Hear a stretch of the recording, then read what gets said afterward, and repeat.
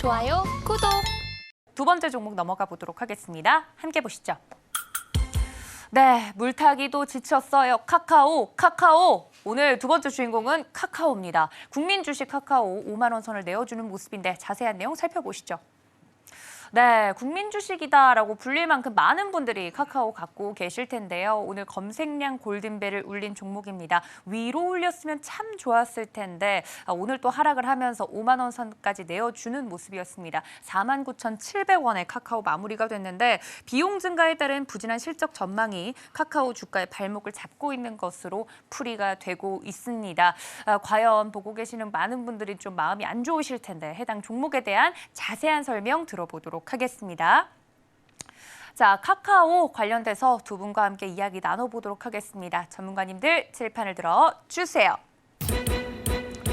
네, 정말 제 주변에도 카카오 주주분들이 참 많이 계시는데 이야기 나눠보도록 하겠습니다. 우리 문종 전문가님 웃지 마세요. 문어발이 바닥에 꽂혔네라고 적어주셨고 우리 성경 전문가님도 표정 관리하세요. 미래 먹거리 전환점이라고 적어주셨습니다. 자, 이야기를 들어보도록 하죠. 먼저 우리 문종 전문가님. 네. 문어발 워낙에 계속 이제 사업 부분을 상장시켰기 때문에 그런 부분은 계속 지적이 되어 왔었죠. 그렇죠. 제가 뭐 주식 강의 이제 좀 이따 2부 때 주식 강의 때도 이제 이 플랫폼 회사들을 굉장히 좀 안 좋게 많이 얘기를 했었고 네카오 둘 다. 그렇죠. 이 네. 자리에서도 조금씩 언급이 될 때마다 플랫폼 기업들은 이제 끝났다. 그리고 특히 카카오 같은 경우는 정말 끝까지는 안 나요? 정말 이 대주주가 네. 정신 못 차린다.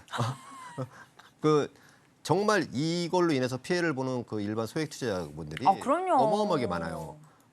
진짜 거기다가 또 1조를 한 거는 또 어떻게 보면 이제 증권사 애널리스트 리포트가 또 되겠죠. 그죠. 재작년에 막 어마어마하게 이제 막 부풀려서 나왔으니까 뭐 카카오뱅크, 카카오페이, 카카오엔터 뭐 상장 이슈를 가지고 더 막 그 부풀리기를 많이 했으니까 결국 거기서 꼭지에 물린 건 전부 다 개인이다.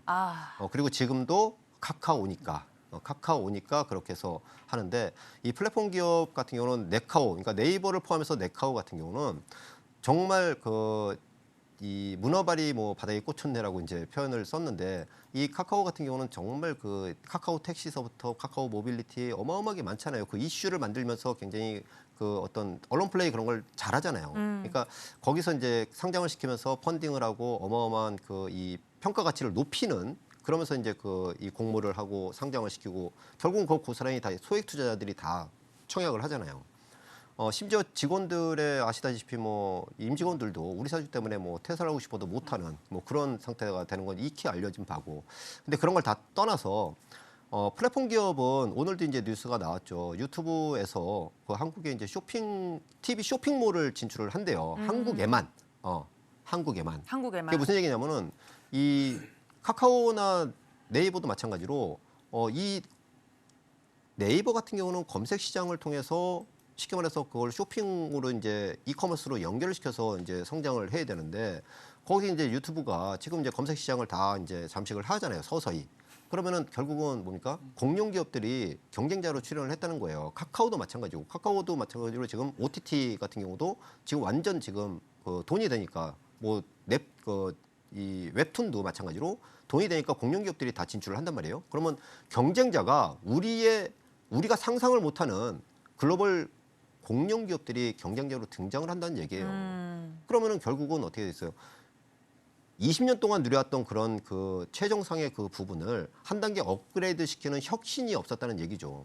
그러면 결국은 펀딩을 통해서 돈만 버는 그 부분이 되고 이 문어발로 확장한 계열사를 상장시켜서 하는 거 외에는 없었다는 얘기죠. 그래서 이 문어발이 결국 문어가 보니까 둥둥둥 바다에서 뭐 잘 떠다녀야 되는데 바다 저 밑에 그 문어발을 그냥 딱 꽂아놓고 그냥 아예 헤쳐 나오지 못한다는 거예요. 한마디로. 제가 볼 때는 사실 이제 보유하신 분들은 정말 희망적인 어떤 그런 부분을 드려야 되겠지만은 현실적인 어떤 그런 부분을 그냥 말씀을 드리면은 저는 뭐 조금 빨간불이 조금이라도 나오면은 뭐 일단은 뭐 뒤도 보지 말고 나와야 되지 않나. 그러고 나서 차후에 추세가 형성이 되고 정말 이 회사가 어떤 비전이나 그런 부분들을 가지고 했을 때 해야 되지 않나. 또 하나 이제 나오는 게 카카오 엔터 상장 얘기들이 많잖아요. 네. 그거 역시도 여러분들이 또 당하시면 안 된다. 거꾸로. 뭐 네이버, 뭐 카카오페이나 뱅크 다 선례가 있잖아요. 심지어 이제 그 엔터까지도 이제 막 하려고 준비를 하는데 제가 볼 때는 뭐 지금 입장에서는 굉장히 좀 안 좋다. 이렇게 뭐 기술적으로 뭐 이렇게 우리가 이왕 봤으니까 기술적으로 간단하게 한번 네. 차트로 이제 한번 설명을 드리면은 계속 흘러내리고 있죠. 현재 주가가 이거예요. 그냥 여기 그냥 이렇게 왔잖아요. 그럼 결국은 이게 뭐냐면은 지금 49,700원인데 이거를 그냥 딱 좁혀서 보면은 지난번에 우리가 흔히 이제 그 얘가 코로나 시기에 굉장히 각광을 받았잖아요. 그 시기가 딱 6이라요. 6이. 출발점이 6인데 이게 35,000원이에요. 35,000원부터 이슈를 만들면서 이만큼 떴고 지금 49,700원이면은 이 앞전에 있는 게 48,000원인데 요거는 지지하겠지 뭐 그런 기대가 있을 거예요. 기술적으로 이제 차트를 보고 매매를 하시면은 그러면 이 자리가 왔을 때 잠깐 반짝은 하겠죠. 반짝은 하지만은 결국은 개인적으로 봤을 때는 그냥 별다른 대안이 없으면은 이거는 흘러내린다라고 좀 보는 시각이 있고요. 어쨌든 미래 성장에 대한 어떤 그런 그 이 대주주 네. 기업인이 어떤 그런 부분을 요새 뭐 이렇게 그걸 헤쳐 보려고 뉴스들이 나오는데 그냥 제가 볼 때는 그냥 뭐 크게 언론 플레이 정도밖에 안 보인다 그렇게 생각을 합니다. 네, 말씀해 주신 것처럼 이 개인 투자자분들이 카카오니까 믿고 또 사면서 내려갈 때마다 물을 타신 분들이 많으실 겁니다. 그래서 원치 않게 굉장히 많은 비중으로 카카오를 또 갖고 계신 분들이 많으실 텐데 해당 종목에 대한 자세한 이야기 들어봤고요. 자, 우리 성경희 전문가님도 이야기 들어볼게요. 네. 그래도 전환점이라고 적어주셨어요. 네. 예. 이제 카카오 그룹 자체는 성장 방식이 보면 외자 유치나 이게 성장성에 투자를 했다고 봅니다. 그쵸. 성장성 그리고 기업 공개를 통해서 또 뭔가 성장을 할 수 있는 그런 구조가 지금까지 커왔기 때문에 완전히 대대적으로 좀 전환점을 좀 만들어야 되지 않을까 생각하거든요. 최근에 보면은 뭐 작년 같은 경우나 올해 같은 경우 뭐 저기 그 AI나 헬스케어 투자를 많이 했어요. 네. 근데 투자 비용도 엄청나게 들어갔을 겁니다. 오. 그래서 이제 영업이익이나 그 매출 단위도 많이 줄었다고 볼 수 있거든요. 그래서 지금이 이제 뭔가 좀 저도 대주주의 마인드를 봐요. 보통 보면은 우리가 보면 이마트나 신세계가 안 가는 이유도 네. 저는 개인적으로는 모든 기업들의 대주주의 마인드가 중요하다고 봅니다. 왜 굳이 예? 그 기업을 그러니까 여러 기업들을 네. 보면 네, 보면 예를 현대차나 삼성전자나 보면은 네. 안 빠지잖아요. 그죠? 안 빠지잖아요. 네. 더 이상. 계속 근데 해보세요. 이 마인드 자체가 흐려지면은 네. 빠지게 돼 있다고요. 아. 예? 그게 큰 차이점이 있다고 봅니다. 그래서 그래서 이제 그 카카오 호소력이 그룹도 있네요. 이번 기회를 삼아서 뭔가 예. 전환점을 미래 먹거리 쪽으로 다시 한번 통합시켜서 미래 먹거리 쪽으로 전환점을 만든다 하면은 뭔가 좋은 또 효과적인 주가 관리가 좀 되지 않을까 판단하고 있습니다. 네, 마지막 종목으로 넘어가 보도록 하겠습니다. 마지막 종목 만나 보시죠. 네, 네 번째 종목은 바로 신세계입니다. 관련돼서 이야기 나눠보도록 하죠. 네, 네 번째 특징적인 종목 신세계 어제 이슈를 좀 전달을 해드리면요. 신세계가 2,500억 원 규모 회사채 발행을 위한 수요 예측에서 1조 원이 넘는 자금을 받으면서 흥행에 성공했다는 소식입니다. 신세계는 이번에 조달한 자금을 4,100억 원 규모의 채무를 상환하는 데 사용할 예정이라고 하고요. 대부분 전자 단기 사채, 기업 어음 등 만기가 짧아서 조달 안정성이 떨어지는 부채들입니다. 관련돼서 이러한 이슈가 나온 이후로 오늘 약세를 좀 보이는 모습이었습니다. 3.62% 떨어진 채로 17만 8,400원에 마무리가 됐는데 해당 종목에 대한 이야기 나눠보도록 하겠습니다. 네, 회사채 발행 이후 또 주가가 하락하고 있는 신세계 이야기 나눠보도록 하겠습니다. 전문가님들 질판을 들어 주세요. 네, 우리 성경희 전문가님 정말 신세계군요. New World, 그죠? 네, 새로운 세계다. 맞습니다. 제가 또 오늘 공교롭게 신세계 색깔을 입고 왔는데 자, 우리 문정 전문가님, 야구보다는 본업을 점점점이라고 적어주셨습니다. 야구는 잘하고 있어요. 야구 1위더라고요. 저 지금 1위예요. 그러니까 네. 그 1위 그 순위 저는 야구 뭐 이렇게 그리 좋아하지는 않지만은 SSG 랜더스 화이팅. 딱 네. 그 보면은 1위를 하더라고요. 그러니까요. 그래서 이 야구 1위 얼마 전에 그 이게 그 회장님도 거기 야구장에 또 굉장히 사진도 좋아하시더라고요. 이만하게 네. 나오고 했는데 야구장에 갈 땐가 그걸 딱 보면서 지금 야구장에 갈 땐가 딱 아니, 그 주주분들은 생각이 속이 좀 타죠. 그러니까 예. 야구장이 아니라 지금 이게 어떻게 하면 이게 그 유통 쪽에 지금 현재 경쟁 체제와 성장이 지금 막혀 있잖아요.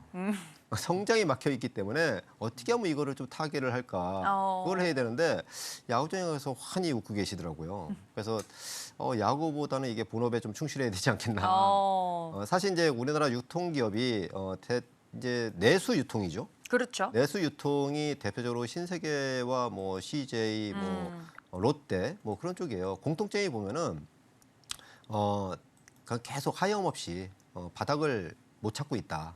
공통점이에요. 그래서 신세계 같은 경우가 어떻게 보면은 사실 얘가 뭐 어떻게 보면 지금 시가총액 1조 7천억밖에 안 돼요. 네. 어마어마하게 지금 쪼그라들었죠. 근데 매출은 사실 보면은 7조 원대를 계속 유지를 하고 뭐 영업이익도 보면은 뭐 8천억대 막 나오고 그래요. 근데 시가총액은 1조다.